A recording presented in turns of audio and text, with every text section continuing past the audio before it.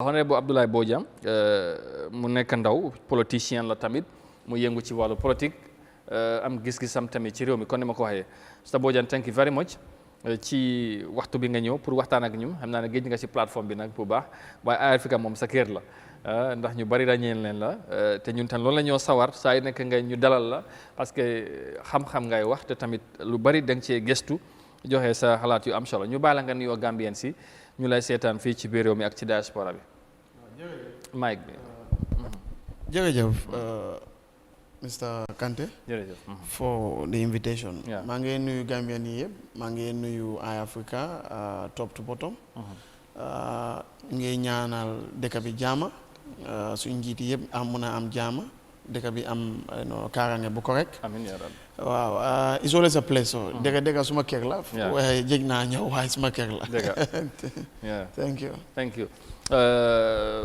xam naa ne quickly because of time duñu waste any more time dañu dugg ci waxtaan bi straight maa ngi wax léegi OIC bi xam naa ne yàgg nga cee wax nga ci bari in terms of the preparations di delay di mu government bi président bi waxoon na dina am in several times mënutoon am but eventually happen na on the 5th of May 2024 ñu bari gisee ko. It was a historic moment for the country. It was mbir bi nga xamante ne la it was a success.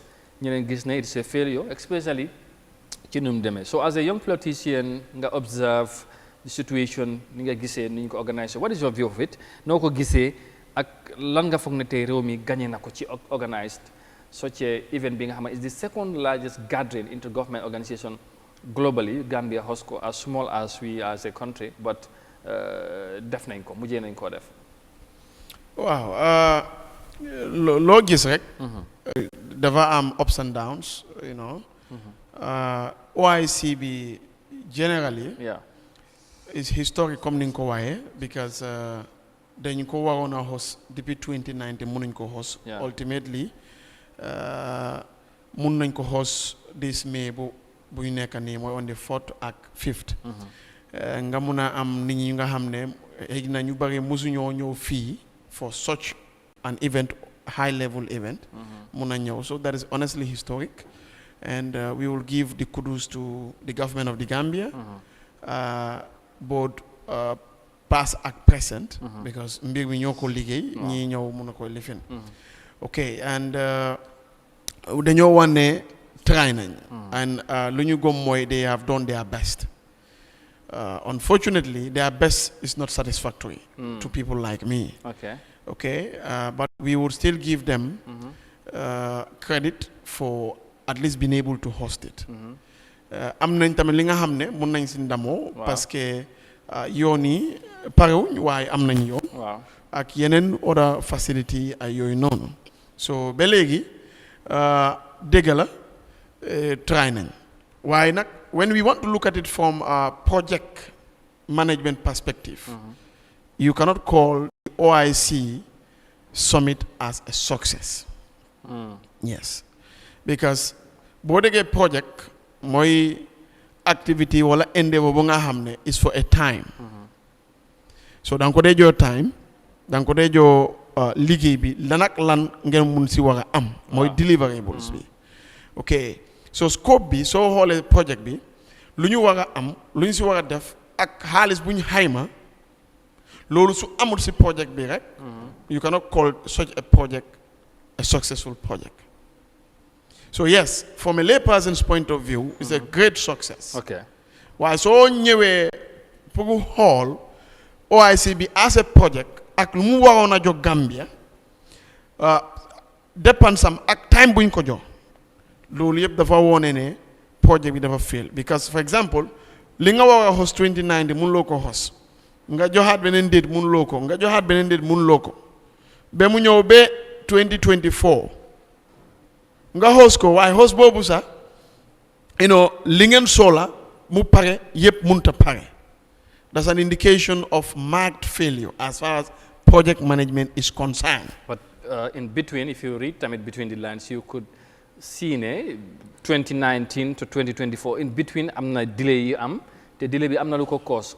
For example, COVID-19 jaar na fi 2019 the new government came 17 largely xamuñ daanaka fu ñoo tàmbali ba bu ñoo resource wise pour ñu mobilize ko si secretariat bi change of leadership am so yooyu yëpp ay issues la so ndax loolu could not be a genuine excuse ba tax nguur gi delay bi ñu nit ñi mën a understand but push bi tamit in between ñu fexe ba yoon yi exemple yaa ngi wax ne pare na am na yi nga xamante ne des na but am na lu fi am OIC centre bi ñu defar ko but more importantly mooy ci summit bi ci boppam ñu fexe all these 57 member countries they have their delegates attending the summit so yooyu yëpp holistically ndax nit mënul see gis success overall. Okay,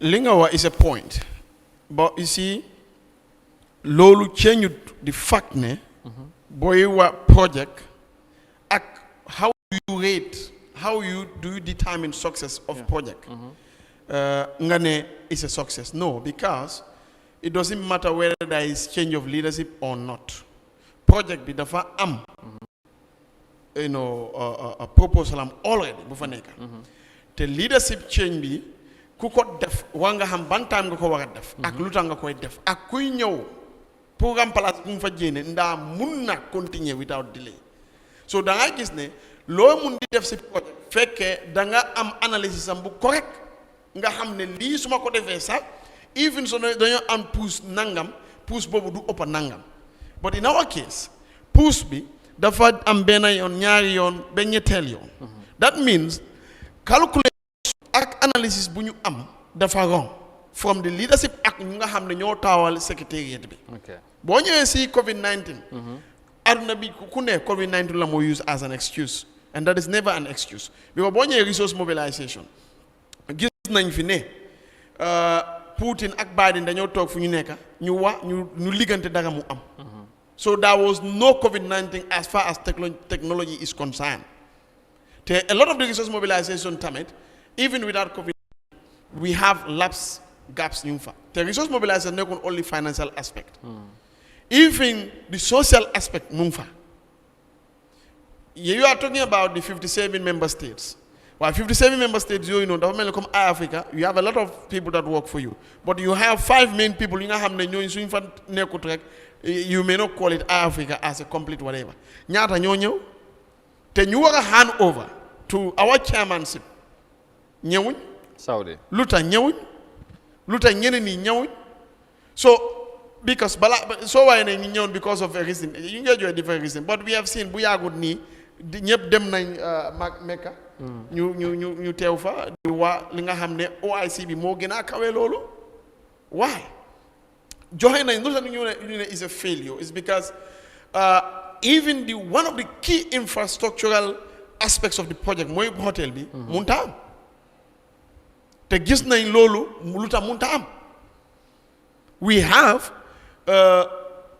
suggestions yu nga xam ne nobody is refuting them ne in fact Sénégal moo doon doxal te dama dee woon nit ñi lii. doxal comme lan. ok so OIC bi Sénégal ñoo ko daan doxal di.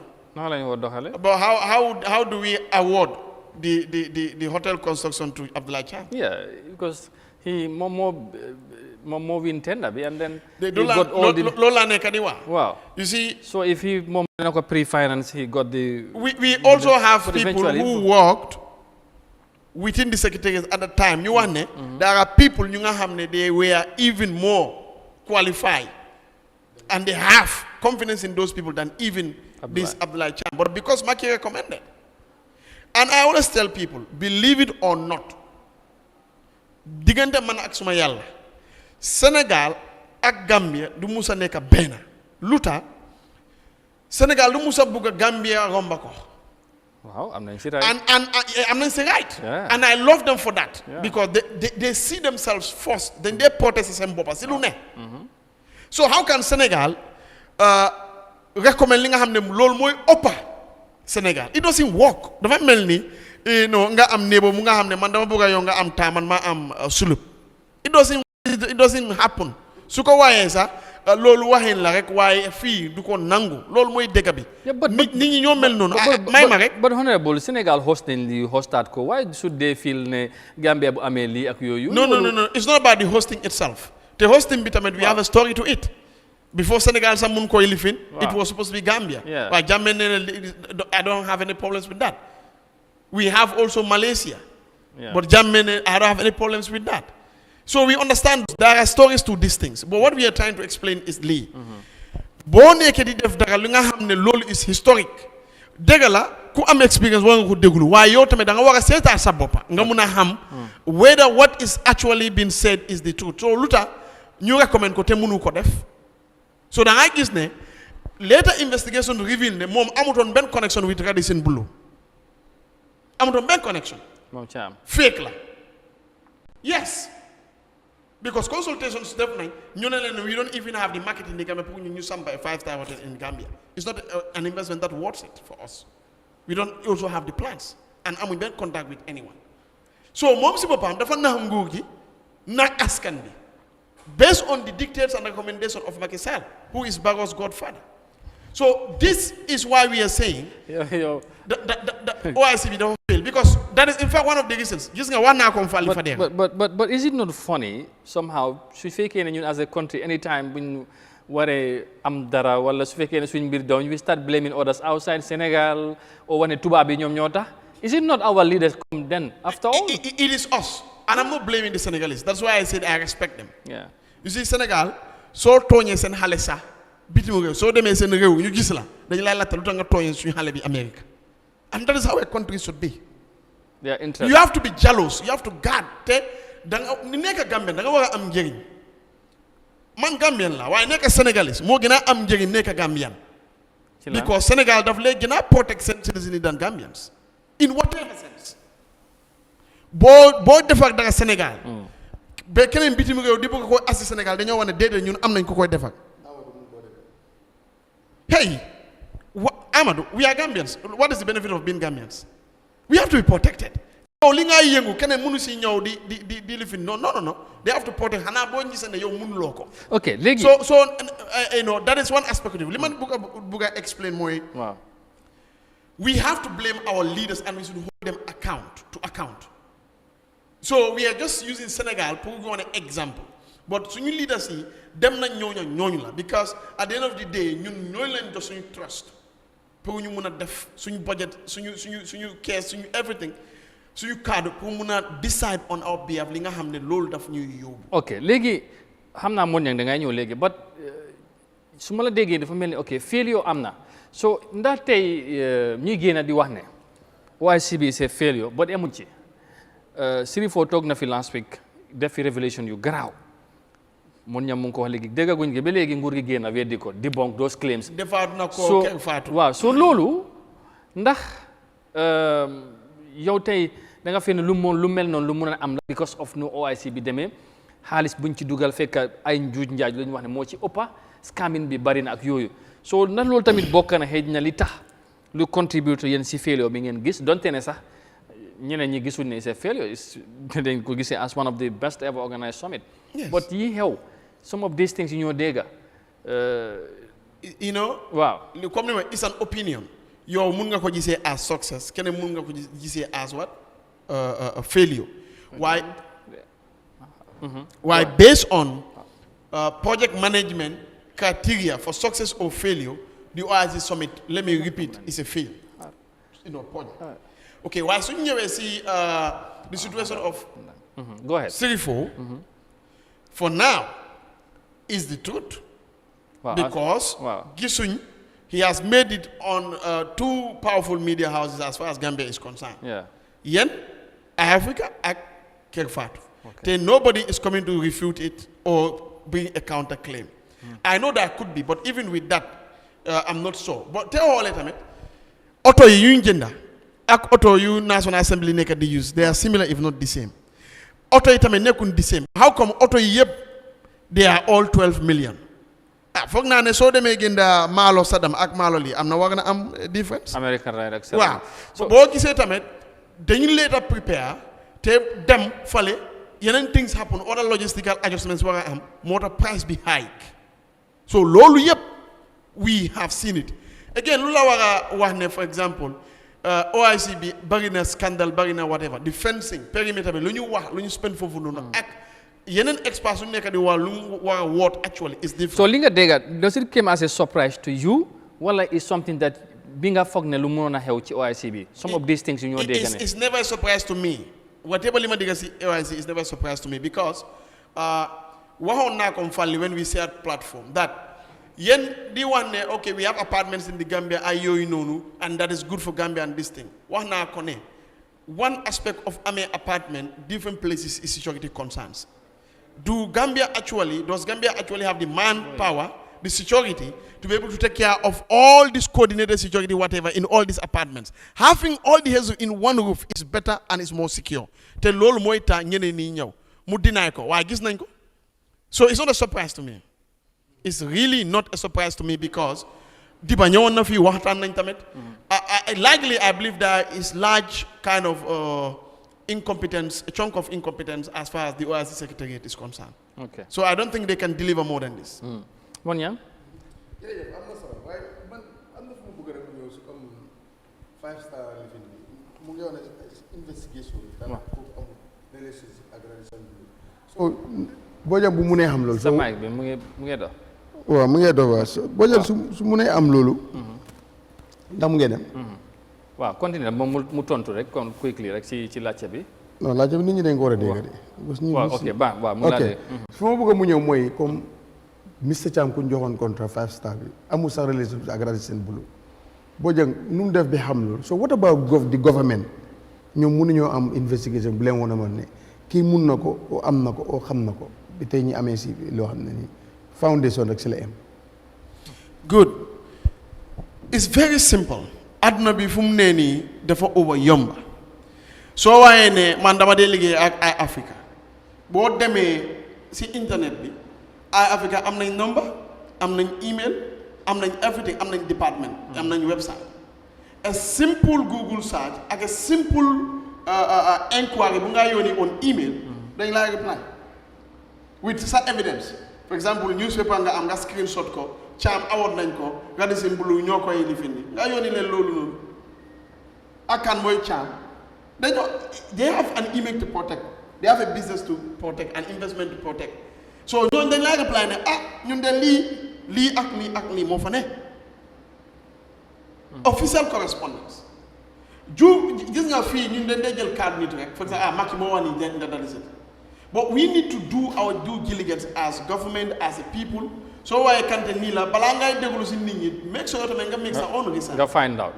But I think the government should have done that. Yes, the government balaa di président bi di jógee State House. Waaw mu dem ba foofu teg xeer. wax ne lii mu wax aso Gambian sek yooyu. I think they might have also done their homework, Honorable. Don't you think so? That's what I'm saying. How many times has this government done things or said things that are actually never true? They never happen. It's like one of the biggest problems of Barrow is communication and not being truthful to Gambians. This is why people have lost confidence in this presidency. Believe it or not. Why? Okay, somebody can say people even love him more. Yes, it's fine. You can say that. But what I'm trying to explain is, how come you as a president nga jógee dem di inaugurate li nga xam ne yow because yow sa friend wala sa xarit moo ne kii jox ko kii mun na and that is it. So how do you know that loolu the friends la jógee yaa ngi emphasize loolu yow loolu tamit lu tax nga bëgg a dëgëral loolu na da nga foog rek but ndax am nga any sort of concrete evidence wala ki la wax ne fekkee na fi koy Macky di influence ba tey ñu jox ba pare ak lan moo ko woon loolu because ab Cham is yow loolu rek a tax nga bés ko fa wala good gis nga for example ma jox la exemple the hot pursuit agreement bu ñu sign waaw kan moo ko gis man de gisuma ko as a media entity non laaj nañ la ko yow ndax gis nga ko yow man gisuma ko the Senegalese in Fonyi they are not part of the economic official contingent. How did they come? But we have not seen where it is signed, but we know that. But if you see their badge, it's not possible. If you see the badge, simple. You yourself can impersonate. No, but if you see the badge, ECOWAS do badge. It's ECOWAS, so all badge. I visit the camp. Them not the camp. Example I joxe xam naa mo loolu laa nekk di wax gis nga exemple laa nekk di joxe waaye nag you should have investigated before in fact the presidential election of Senegal. A lot of them have moved from there and you don't hostel, friendship hostel, because of certain reasons. But you will not know because and then they don't want to give the information. And some people cannot investigate. So you make a local see, we know what is happening. Okay. Some of those soldiers are Jolas from Casamance here. They are our relatives. We talk. Yeah, because if you went there, you see Tambido, yes, Sanyang, we Bojang, know. everything. Like Casamance Jolas here, we are relatives, we know. Yeah. And they are the ones that have been deployed. So that in case, in fact, there is fight, we kill one another. But now I want you to understand this. Okay. The hot pursuit, we all know that there is an agreement, but nobody has seen it. A similar thing is what happens with your question. Amna evidence. What happens with these things is usually you don't even know them and you don't have evidence until when the presidency is over. Time bobu nga day gis nga xam. Comme luñ daan wax ci former president, lu bari do da mëna am evidence, waaye legi génn na fi you are seeing the evidence and so on because nguur mo mel non. But it would surprise you. Yo Gambia kan mo xam cham ak lan ban project la cham musa def Gambia fi.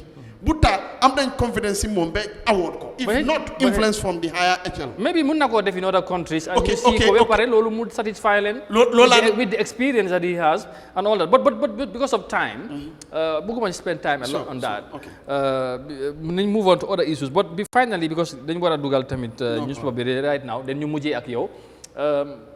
Like overall affaire bi jeex na. Failut Gambia host na ko. So, but there are still some projects that remains. President Barrow is now the chair of the OIC for the next 3 years. Law expect, law buga gis ci that leadership for the Gambia in the next 3 years. Bala ñoo jeexal affaire OIC bi. Yes, I think the president has a very good opportunity. Wow. Pour muna remedy some of the problems nga xamne ñoo amone ak li ñu jang ci OIC hosting bi ak preparation ak everything. Wow. Comme nga moy ciabi legi war na muna gëna am influence pour make sure project yu dess yi ñu mun koy jeexali ak mun a even secure some other project. But the problem is this. Every project has a reason. One of the reasons of all Ludan Hell is OIC. How's Nanko? So what is your bargaining power now? What is your leverage?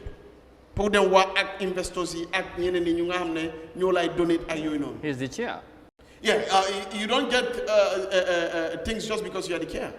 Yeah, but you can use your powers to influence. That's what I'm saying. You can use your powers to influence. That's fine, and that's why I said he has an opportunity. Why? If I have the power, but what is the reason that I'm going to use? What is the kind of foundation on which I will stand to lobby for certain things? When you say I need this thing, what do you need it for? How do we also benefit? Because what you call buying, support, buying. Pour your support, you have to see yourself. Ne, suma support de ki amal na manjering.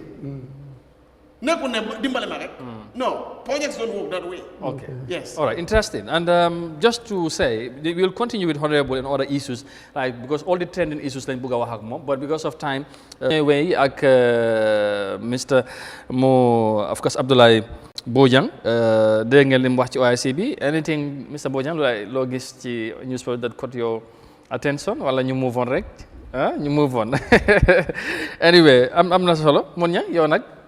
ñu dem. ñu dem. All right. Bojang laa bëgg mu gën a am living. Pour mu gën a am. Waaw. All right. léegi Mr. Bojang before nga dugg si ñu ngi doon waxtaan ci affaire Ferry bi. am nga boobu tamit doog yaa ngi ko doon toppa. gis nga ne yëf yi xew. Eventually Ferry bi tàmbaliwaat na. But it has been a tough moment for the Gambian people ci 6 weeks or 2 months bi passé. For the first time in history ñu dunda lu mel ni donte ne gars yi def nañ ba ñu génn si but situation bi noo ko jàngatee ak lan nga mun a wax Gambien si ak surtout di authorities once again surtout ñu responsible parce que lu xew mun ñam mu ngi ko doon wax it was signaling mu ngee ñëw ferry bi dem càng mu fexe mu ñëwaat but everything was stop but léegi génnaat nañ ci ba am nañ ay plans jënd ferry US but noo jàngatee li nga xamante ne situation bi. Wow, it's a big economic loss to Gambia. Okay. And nobody can exactly tell you ñaata. Ci lu ñàkk. Okay, economically. Yeah. Even business confidence.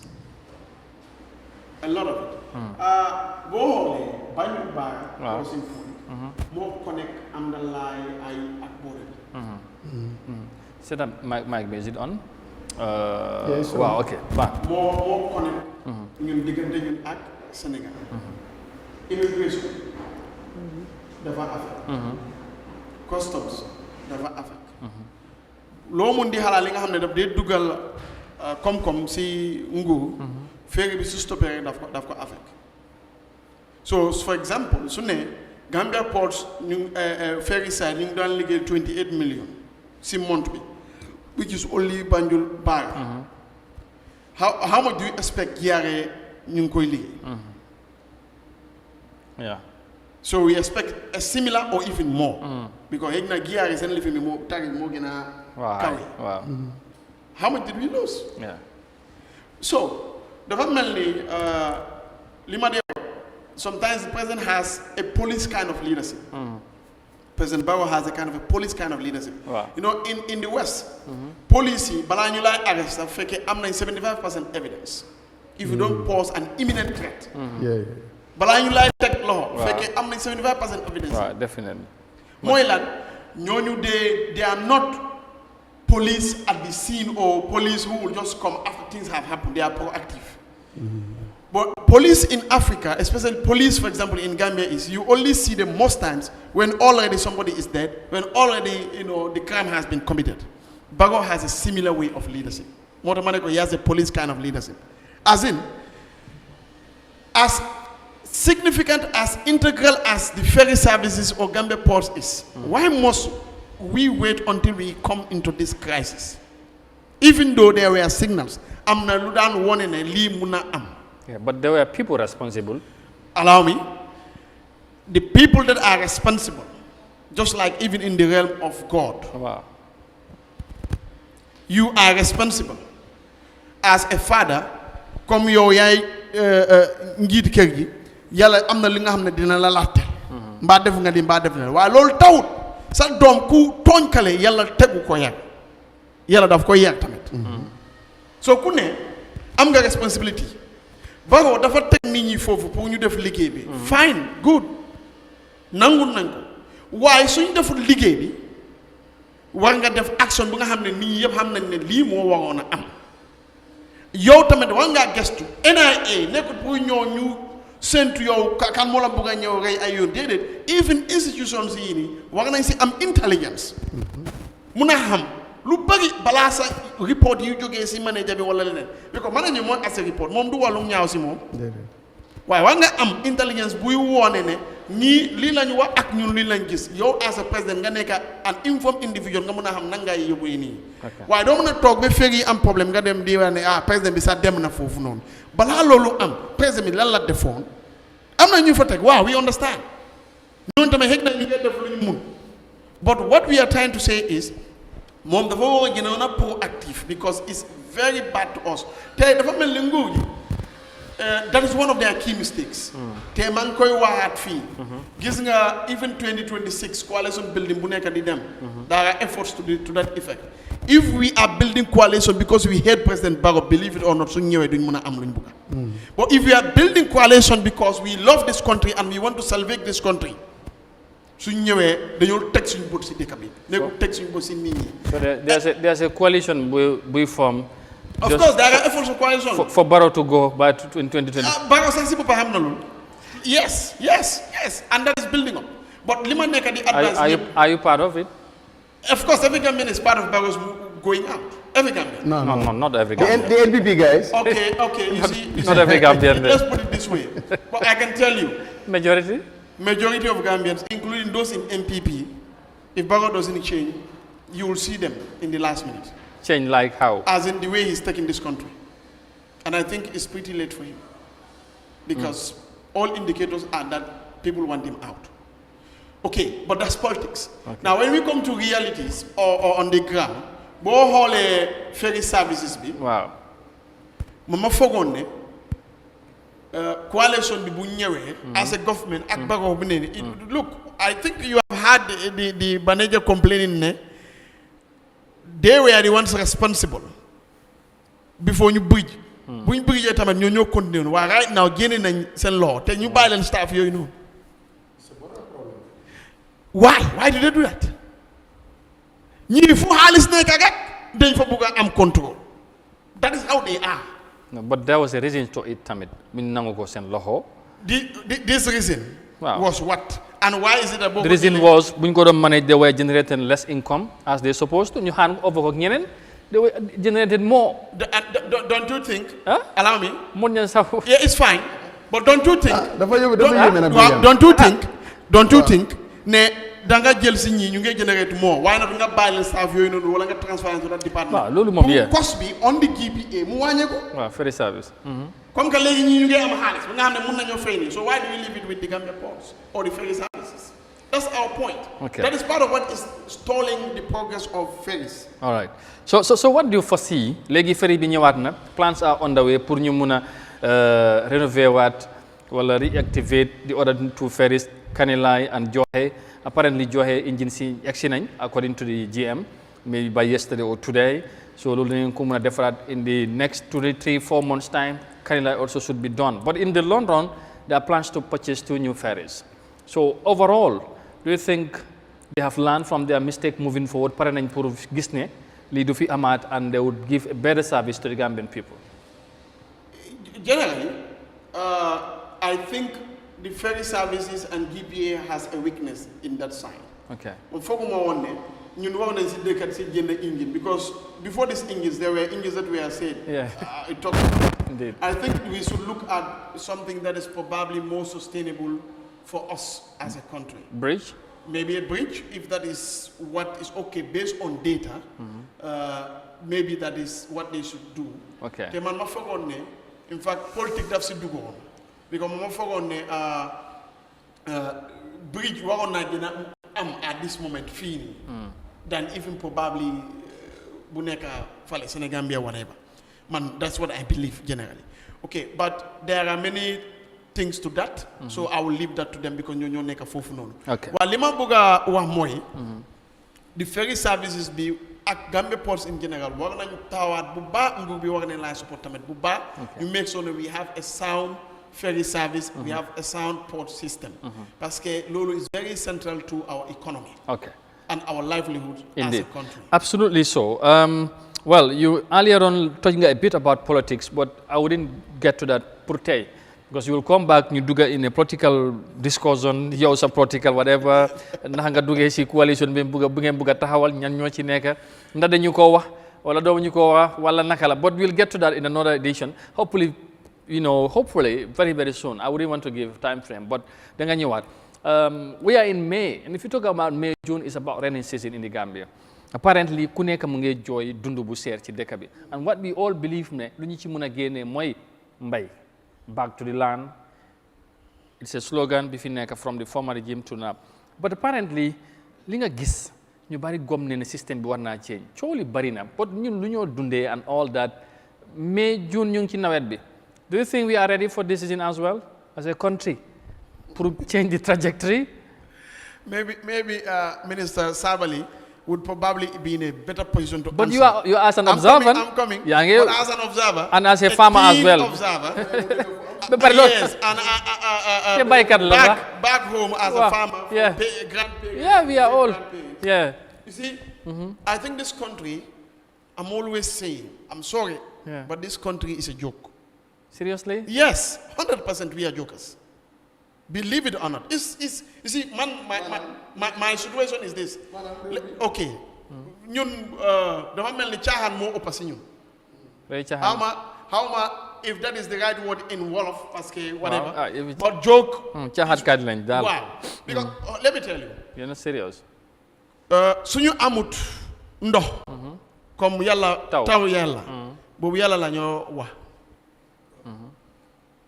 Waaye suñu amut yére bu ñooy sol boobu du yàlla de boobu ñun la taw bi su ñëwee amuñ jerte boobu du yàlla de yes islam mun naa ko gisee nee naa yooyu noonu I'm talking from real sense lu ñu gis because yow yaa war a jóg moo tax yàlla wax si Quran ne ku taaw moo gën ku toog moo gën ku tëdda what as a country lan la ñu nekk di joy soble malo comme amuñ suuf yàlla si boppam si office am fekk nekkuma fa de waaye xam naa ne yàlla si boppam kontaan na si Gambia parce que daf ñu jox xel waaye most times duñ ko dee use ñun ñu ngi amee suuf waaw ñu ngi amee suuf ñu ngi amee ndox waaw lu tax yes yàlla kontaanul si Gambia wallahi parce que yàlla lu tax muy lakka nit ñi nekkut ne lu ñooy def ndaa ñu ngi yu suñu xel ndaa yu suñ ko soo yusu sa xel rek problème am na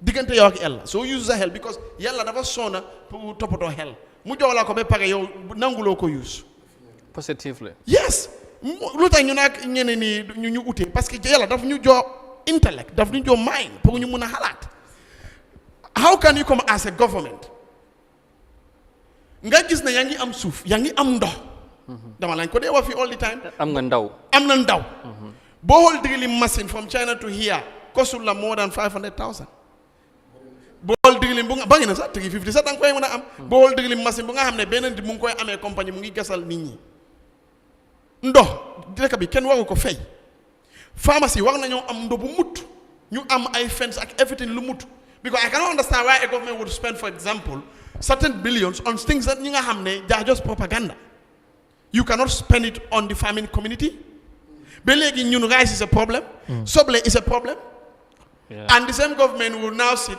and tell you agricultural output ningam la this year nangam la nguur bi fi nekkoon no we are not talking about comparison because yow nguur bu nga nekk di lifin ñoon sax lu ñu def si agriculture man suma boppa doyaluma so bul use loolu noonu yow ñëwal nga def a different thing man dama foogoon ne tey nii dama ko daanu wax depuis day one gis nga pour dëkk bi dem you have the experts xoolal ñoomi lan moo gën a baax si suuf ñoomi make sure ne you have a center bu nga xam ne ñoomi loolu rek la mooy produce with the experts agricultural ministry in Banjul why lan dem si kaw bi let's say in Janjanbureh in Waso that's where they should be not in Banjul let them go and supervise totally farmers have access to them any minute any time let me tell the same thing you will say but for example you have governors and directors in where Barrow is going to inaugurate the hospital. Why didn't they sit and allow those people to do it?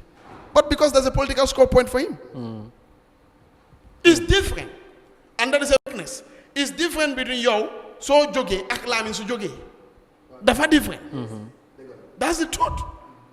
So we think, for example, Fale munna def rice, make sure you support them for rice. Fale munna def, hey, ñun banana, fan la day joge.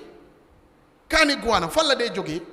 ñun bëgguñoo dem because ñu fa ne jënuñu suñu suuf dafa baax why is the government putting those concrete mechanisms instead of all the time cabinet paper hey action lañ soxla léegi pour ñu dem so we are not ready all right so do you think and again wow why is for example disaster management whatever mitigation not coming up let's say with a press conference NDMA wax ñu the the weather department wax ñu okay this year rain si nii lañ ko xaymee okay lii mooy suñ problème waaye fix nañ nangam bridge bi bu defoon ni fix nañ ko next lifin bi pharmacy move leen nii by now they should be on tour for that pour floods the KM should be but we will not do that until when now rain kills people we now wear rain boot and go to the rain and you see somebody KM mayor bi Yankuba def na ne Barrow dem na moom sax président da ko président dem na sax nuyu na famille bi loolu yàlla sax bëggu loolu moo tax yàlla su ku la joo xel boobu noonu yow ngay xalaatee noonu di promote kooku noonu dafa foog ne ndaa kii man maa ko defar because ni nga nekk di use sa xel moo tax da nga ne yàlla sax mu ngi mere waxtaan bi neex na trop I wish we have more time pour mun a continuer wax ko bu génnee parce que yàlla mer bu ñu meree du neex de but anyway Honorable thank you so very much for coming we'll certainly find more time for you nga ñëwaat and we'll explore all these things dina ñëwaat parce que tey dafa xala yëngal rek part 2 moom tam dina amaat Sirifo tamit mu ngi waajal part 2 de waaye moom tam dinañ ko laaj parce que moom moo am di suuf bu gën a baax si dëkk bi waaw foo ñi wax naa man su ma fi nekkoon président I will change foo ñi toog jam ñaajo si béy si tabax ay lépp foo ñi laa koy def jam ñaajo Sénégal man foo ñi laa ko doon def parce que lépp mu ngi fa jërëjëf thank you so much Honorable non fu lekkay nu mu tudd jam ñaajo la de waaw airport yi nekk waaw foofu la am nañ ko ñun foo ñi absolutely why not am nañ ko foo ñi all right jërëjëf Mon Ñang thank you very much jaajëfal la baax Honorable Abdoulie Bojang wax naa leen ndaw la waaye politicien la tamit waaye kuy bàyyi xel réew mi la nee na nag man li ma jaaxal mu ne yàlla def ñu mere waaye nañu wax ne yàlla yàlla waru ñoo mere de ah jërë ngeen jëf mbokk yi incha allah ba suba nañ dellu subaat ci beneen édition Good Morning Africa fii ci Africa TV honorable incha allah dina ñëwaat in the soonest possible time and of course we'll have part 2 with him Sirifo is coming wait for him mu ne ma am na yeneen yu mu am he'll come in for part 2 thank you very much see you tomorrow have a nice day